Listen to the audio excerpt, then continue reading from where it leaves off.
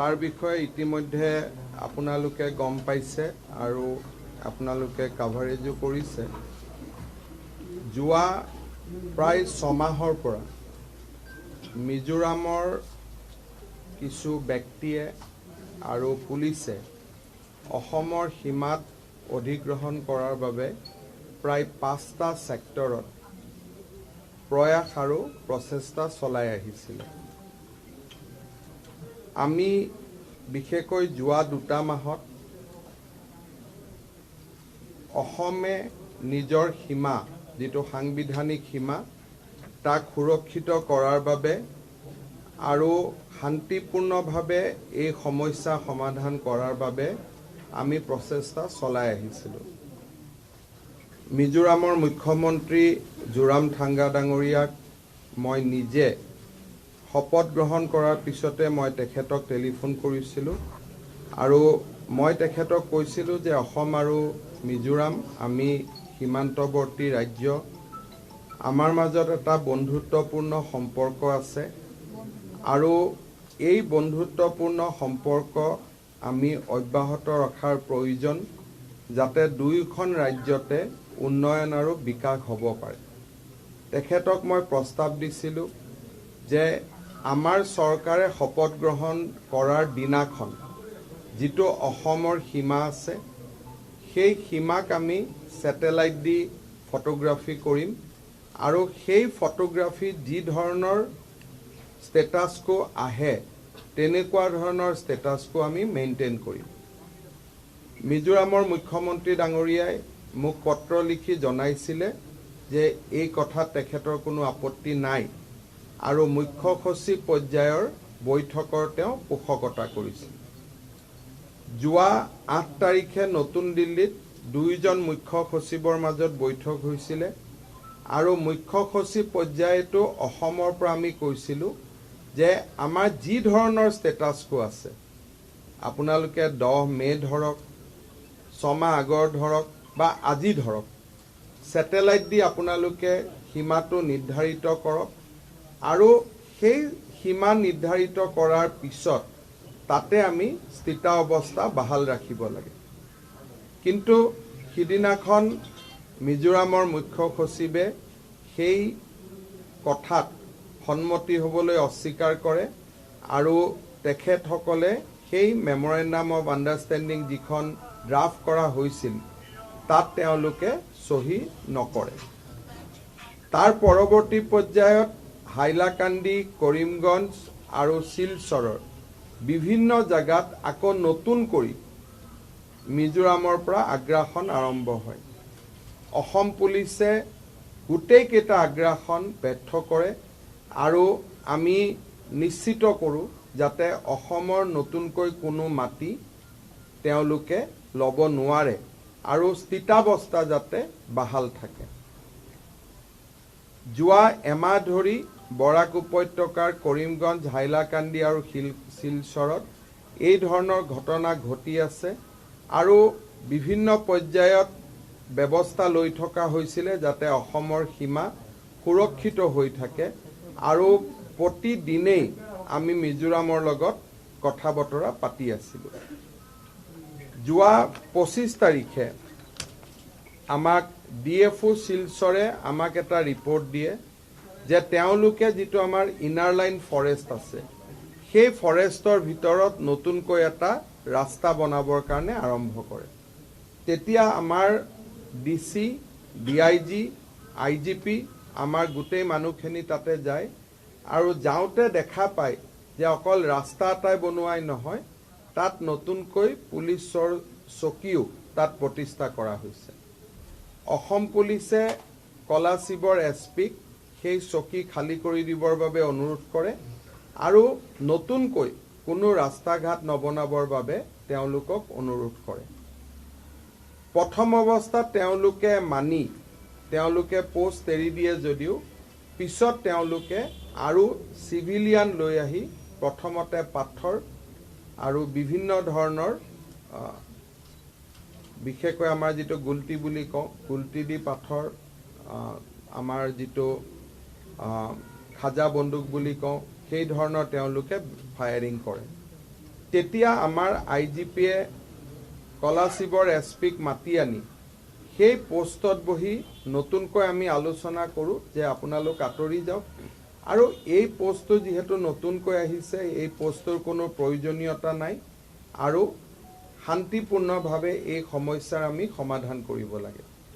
যেতিয়া SP আৰু DIGৰ meeting চলি আছে সেই সময়তে পাহাৰৰ ওপৰত তেওঁলোকে পজিশ্যন লৈ আছিলে আৰু পাহাৰৰ ওপৰৰ পৰা প্ৰায় আধা ঘণ্টাতকৈ বেছি সময় LMJD ফায়াৰিং খোলে আৰু it was a continuous burst আৰু সেই ধৰণৰ ফায়াৰিং সাধাৰণতে নহয় এক্সেপ্ট যদি সীমান্তত কেতিয়াবা বেলেগ দেশৰ লগত হয় বেলেগ কথা but it was a continuous firing for 30 to 35 minutes.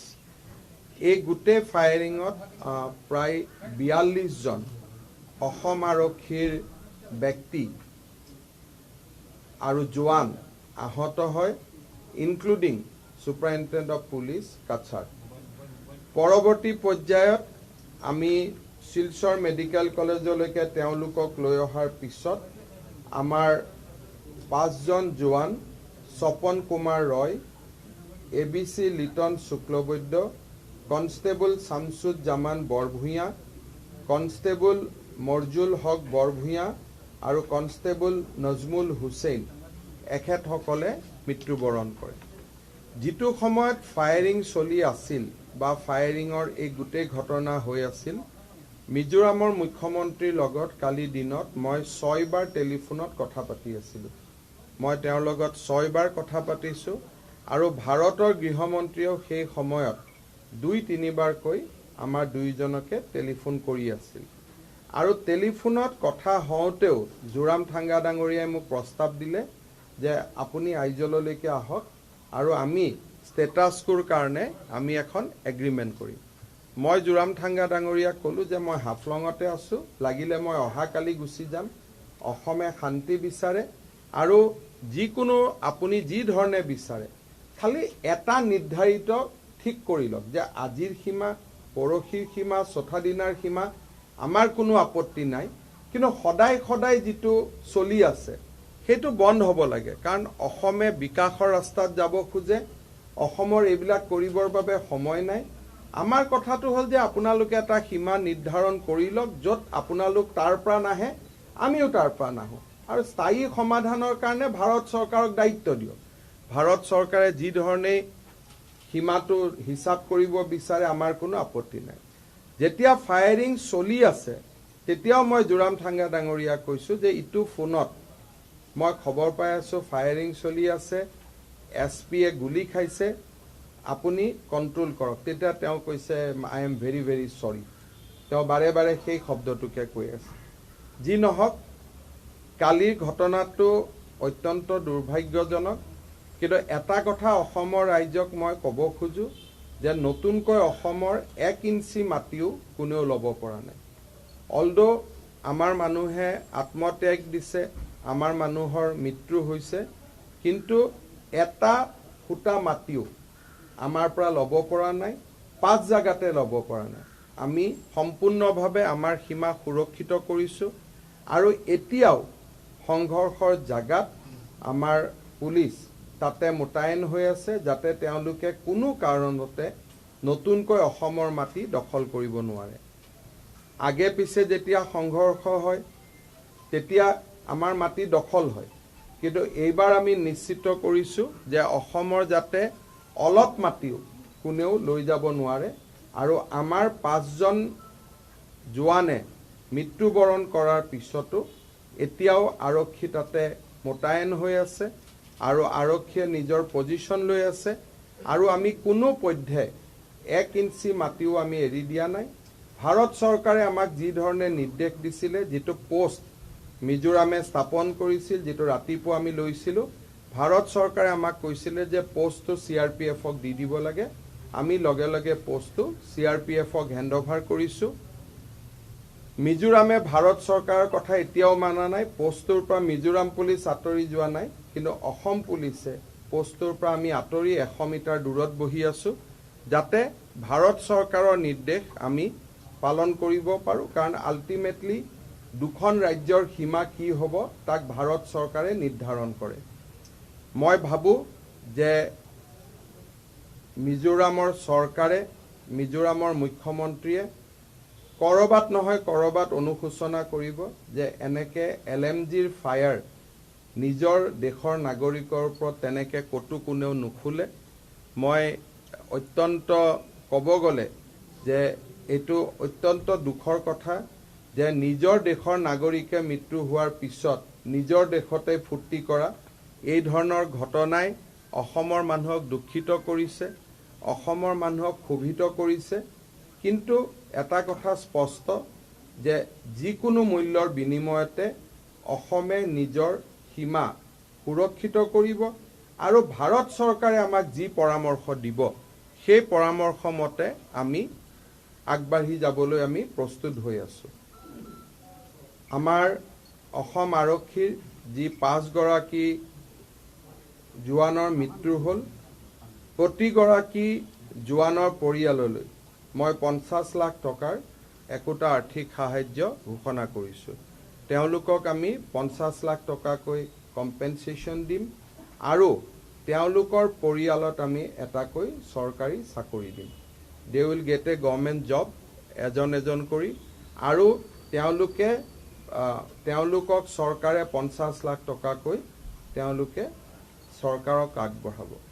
কালি যিসকল আহত হ'ল তাৰ SP কাছাৰক আমি ইতিমধ্যে মহাৰাষ্ট্ৰলৈকে এয়াৰফ'ৰ্চৰ স্পেচিয়েল এয়াৰক্ৰাফ্ট দি পঠাইছোঁ।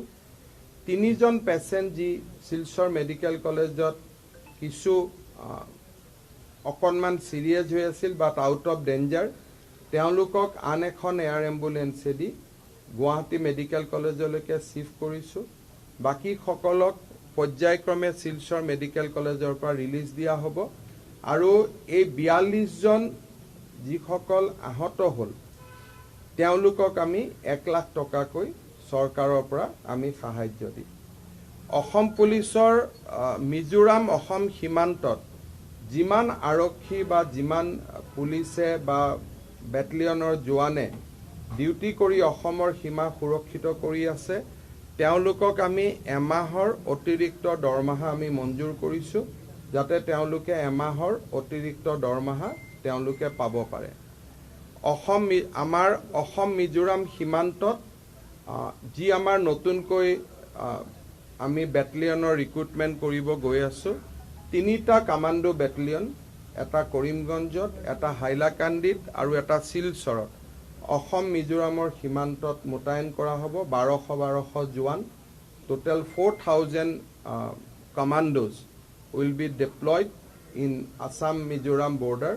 কাৰণ আমি আমাৰ সীমাৰ কোনেও সোমাই আহক সেইটো নিবিচাৰোঁ।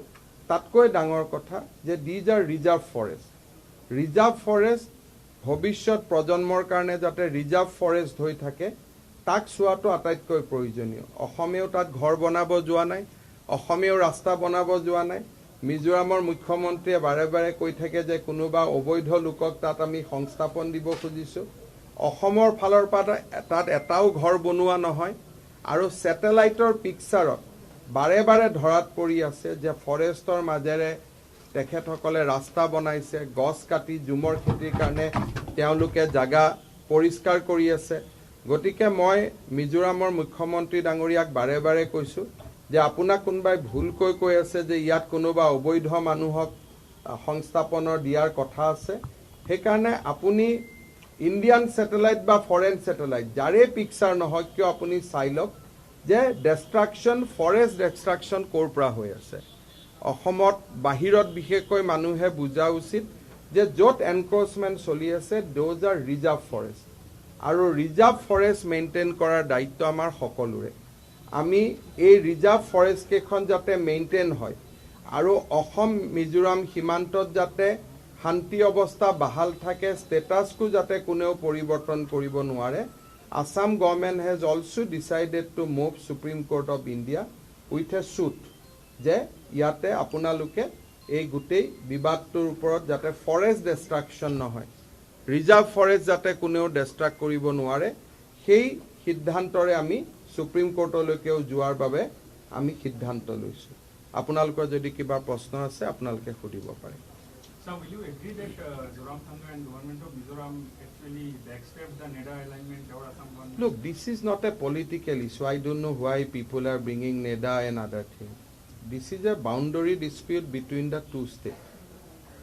This is not a political issue. We are not counting votes at this moment. This is not a political issue. This is a long-standing border dispute. When Buddha side Congress government was there, that point of time also that this dispute was there. When Mr. Torun Gogoi was in Assam and Mr. Lal Thanhala was in Mizoram, that point of time also that dispute was going on, enforcement was there. So these are dispute basically between two states. It is not between two political parties. Shillongot also we have discussed. Home Minister Amit Shah has said that when India entered 75th years of independence, there should not be any dispute. I have told in the meeting that Assam is ready to give anything for peace in the northeast. We do not want land, but only thing that it is a reserve forest. Wherever we have dispute, in between that there is a reserve forest. So can reserve forest be utilized for settlement? The moot question which rest of the India should know, that wherever we have dispute, that dispute is not regarding land. This dispute is regarding forest. Assam wants to protect the forest. So Assam is not organizing any settlement. Assam is not doing any settlement in the forest area. So our problem is even a neutral people also take care of the forest. Suppose tomorrow central government says that look, there is no question of Assam, there is no question of Mizoram. The forest department of government of India will take care of forest. We are fine because for Assam we do not want any settlement inside forest. So I told in the Shillong meeting that these are the forests. So Assam is doing a responsibility for mankind by protecting our forests. So now from Assam side there is no construction. The question is in reserve forest, how can one do construction? And that to fresh construction. The economic blockade would... No, why will do economic blockade? Rather, I have ordered security for the people of Mizoram, whoever they are in Assam. Assam doesn't believe in this economic blockade on all. Assam doesn't believe in taking revenge. Only thing that whatever may be the provocation will be there. Will not give our land. But beyond that, we have no fight with Mizo people. Why we should have fight? So many students are studying in Assam college. So that is, we have no day. This is not a fight between Assamese Mizo, Bengali Mizo, Muslim Mizo, Hindu Mizo. This is not that fight. This is a fight for protecting our forest. This is whole about inner line forest. You remember that last time also 2 LP school was bombed. So question is that how can you utilize arms, ammunition, bomb to settle dispute between two states? It is not China-India boundary. This is after all boundary of India. So how can you do all these things? Sometime our police go, we push them. Sometime they come, they push. Then again both are IPS officer. They sit, they have a cup of tea, matter resolved. So I do not believe that we have anything to do against Mizoram. We are not for kind of economic blockade and all these things. Only thing that we may die, we will fight, but we are not going to encroach an inch of land from Mizoram. But we have to protect our land. But tomorrow if government of India say, no, give all this land to Mizoram, we will give because after all it is India's land. From the day I have taken over Chief Minister, not a single inch was taken. नहीं, वही है firing का जो घटना हुआ वो असम का सीमा में हुआ है, तो असम पुलिस को इसको इन्वेस्टिगेट करना पड़ेगा, असम पुलिस को केस रजिस्टर करना पड़ेगा, बिकॉज जहां में इंसिडेंट हुआ है, फायरिंग हुआ है, काफी सिविलियन लोग इसमें इन्वॉल्व है, वो सिविलियन लोग को आर्म्स कहाँ से मिला? सो जब थोड़ा सा ठीक हो जाएगा हम लोग को इन्वेस्टिगेट करना पड़ेगा because this is with in Assam boundary আমাৰ স্থানীয় ৰাইজৰ একো হোৱা নাই অনলি 5জন পুলিচৰ মৃত্যু হৈছে আৰু কোনো মাটি বাৰী আমাৰ হাতৰ পৰা যোৱা নাই আৰু আমাৰ এতিয়াও কিছুমান মিডিয়াত যি ধৰণে কৈছে এইটো নহয় we have a strong deployment in that point now IGP is stationed there and we have a very very strong deployment there and we are not allowing an inch of land to be encroached.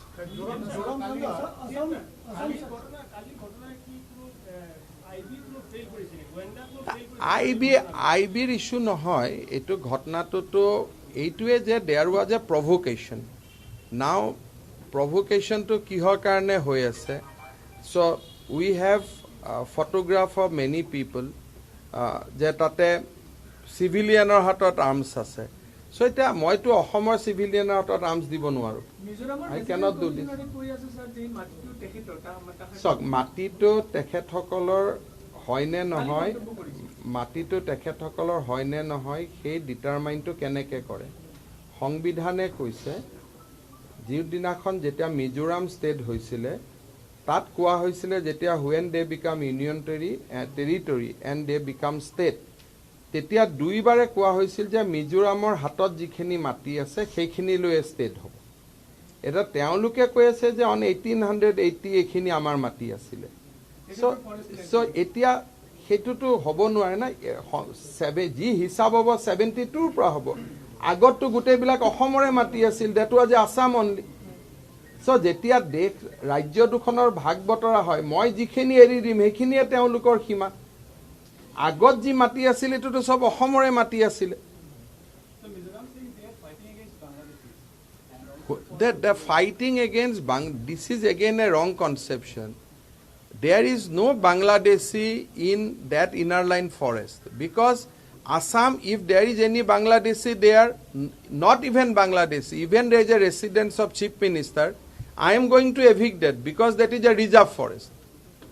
If they give us photograph that within the reserve forest there is any settlement, we are going to evict that. But problem is that in reserve forest, neither of the state can have settlement. That is the law of this land. Huh?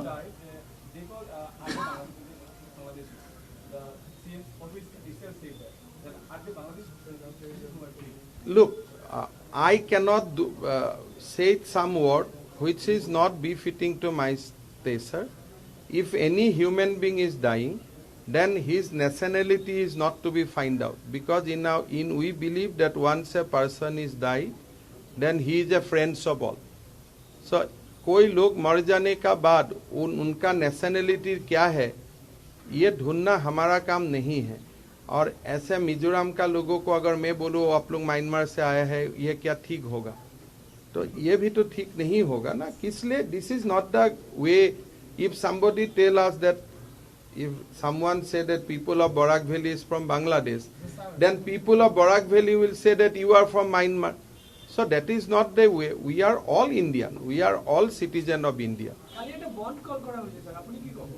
So, moi kuno political comment dibo nukhuju, but only thing that in Mizoram people are united. So it is better if in Assam also people remain united. But it is an individual choice. But if you look at the social media of Mizoram, everybody is united. So now it is on us whether in Assam we will try to do politics over dead body or we will remain united. It is on us. But only thing that my point is very clear that I will not allow an inch of land to be taken over. If constitution give there even entire Barak Valley, I have no issue. If tomorrow parliament enact an act and saying that government of India wants to give entire Barak Valley to Mizoram, Guwahati to Mizoram, Nalbari to Mizoram, I have no problem. But as long as parliament doesn't say that, I will not allow any individual people to take over Assam's land.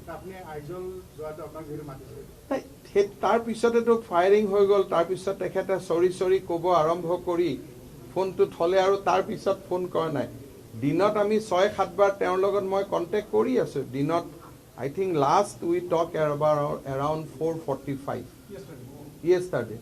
So we started talking from 11:30 till 4:45, and during the day Home Minister Amit Shah has called both of us not less than 4 times. Then he said that tum log dono baat karo, fir we were talking.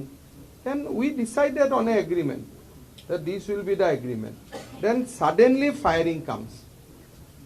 But খালি মই অসমৰ ৰাজ্যক এইটোৱে জনাব খোজো যে we have not backtracked. Our people may have died, but we are there, we are solidly there, we are defending our constitutional boundary as long this is our boundary. So if tomorrow government of India say it is not in your boundary, then it is a different matter.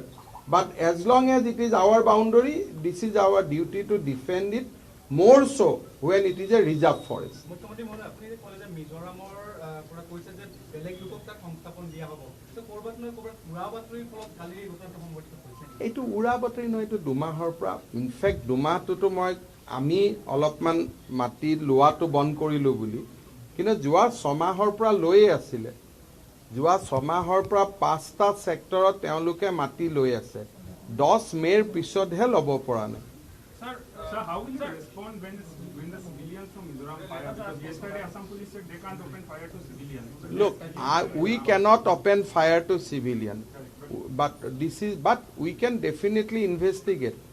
As the place of occurrence is within the jurisdiction of Assam, we are going to investigate. We are find out that how civilian got the arms.